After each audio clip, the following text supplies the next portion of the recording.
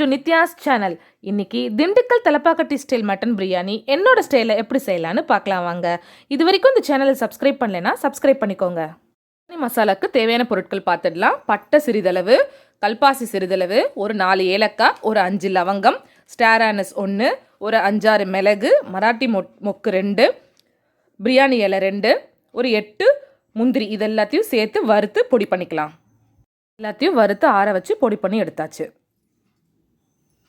இது எல்லாத்தையும் அரைச்சி பேஸ்ட் பண்ணி எடுத்துக்க போகிறோம். சின்ன வெங்காயம் 20, பச்சை மிளகாய் 8, இஞ்சி ஒரு 2 துண்டு, பூண்டு ஒரு 20லேருந்து 30 பல்லு.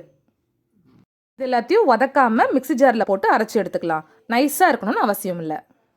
பிரியாணி செய்கிறதுக்கு பிரியாணி பாட்டை ஸ்டவ்வில் வச்சுருக்கோம். ஒரு 3 குழிக்கரண்டி ஆயில் சேர்த்துருக்கோம், 1 ஸ்பூன் நெய் சேர்த்துருக்கோம். ஆயில் நெய்யெல்லாம் சூடானதுக்கப்புறமா அரைச்சி வச்ச பேஸ்ட்டு, சின்ன வெங்காயம், பச்சை மிளகாய், இஞ்சி, பூண்டு அதெல்லாம் போட்டு அரைச்சி வச்சோம்ல, அந்த பேஸ்ட்டை சேர்த்து நல்லா வதக்கிக்கலாம்.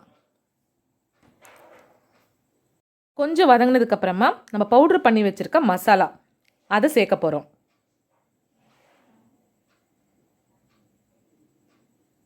இப்போ இதில் நம்ம மசாலா அரைச்சி வச்சுருந்தோம்ல, வறுத்து அரைச்சி வச்சுருந்த அந்த பவுடரை இதில் சேர்த்துட்டு நல்லா இதை வதக்க போகிறோம்.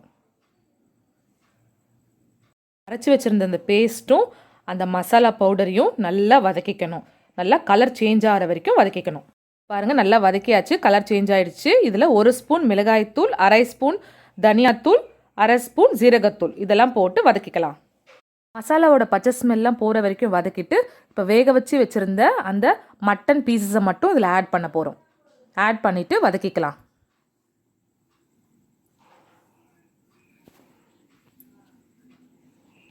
மசாலாவில் மட்டன்லாம் வதங்கினதுக்கப்புறமா கொஞ்சம் புதினா, கொத்தமல்லி நல்லா பொடியாக கட் பண்ணி சேர்த்துக்கிறோம். இதில் நம்ம பட்டை, லவங்கம், ஏலக்காய் அதெல்லாம் அப்படியே சேர்க்காம நல்லா வறுத்து பொடி பண்ணி சேர்த்ததுனால பிரியாணி சாப்பிடும் போது ஈஸியாக இருக்கும். சின்ன பசங்களுக்கு கஷ்டமாக இருக்காது எடுத்து போட்டு சாப்பிட்றதுக்கு. நல்லா வதங்கினதுக்கப்புறமா இந்த பிரியாணிக்கு தேவையான அளவுக்கு சால்ட் சேர்த்துக்கலாம். இப்போது ஒரு 4 குழிக்கரண்டி தயிர் சேர்த்துக்கலாம். ரொம்ப புளிச்சு தயிர் சேர்க்க வேண்டாம். தயிர் சேர்த்துட்டு நல்லா வதக்கி விட்டுக்கலாம்.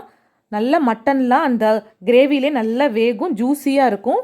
பாருங்கள், ஆயிலாக நல்லா மேலே பிரிஞ்சு வந்திருக்கு.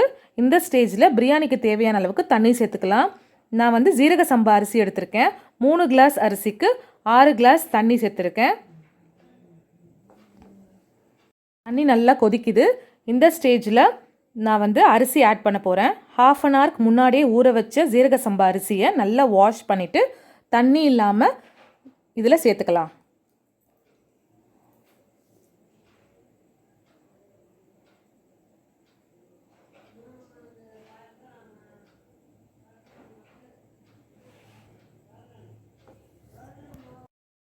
அரிசி போட்டாச்சு, நல்லா கலந்து விட்டுக்கோங்க.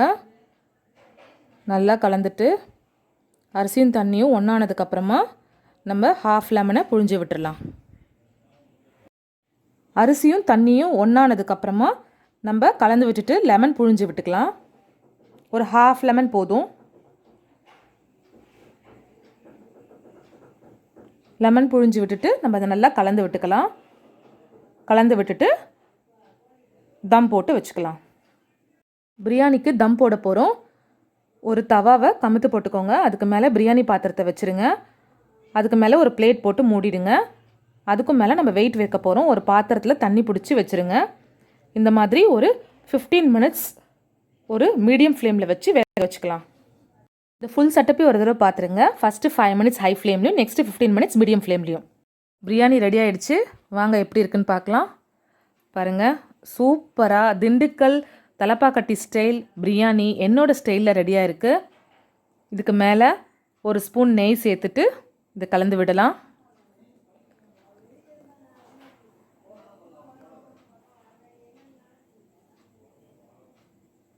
சூப்பராக இருக்குது, நல்லா வெந்திருக்கு. இது பார்த்திங்கன்னா நம்ம தக்காளியே சேர்க்காமல் செஞ்சுருக்கோம். நோட் பண்ணியிருந்தீங்கன்னா தெரிஞ்சிருக்கும். அப்புறம் மசாலாலாம் நம்ம தனியாக எடுத்து போட்டு சாப்பிடணும்னு அவசியம் இல்லை. எல்லாத்தையும் நம்ம வறுத்து அரைச்சதுனால சின்ன பசங்க அவங்களே தனியாகவே சாப்பிட்டுக்கலாம். ரொம்ப டேஸ்டியான திண்டுக்கல் தலப்பாக்கட்டி ஸ்டைல் பிரியாணி என்னோடய ஸ்டைலில் ரெடி ஆகிருக்கு.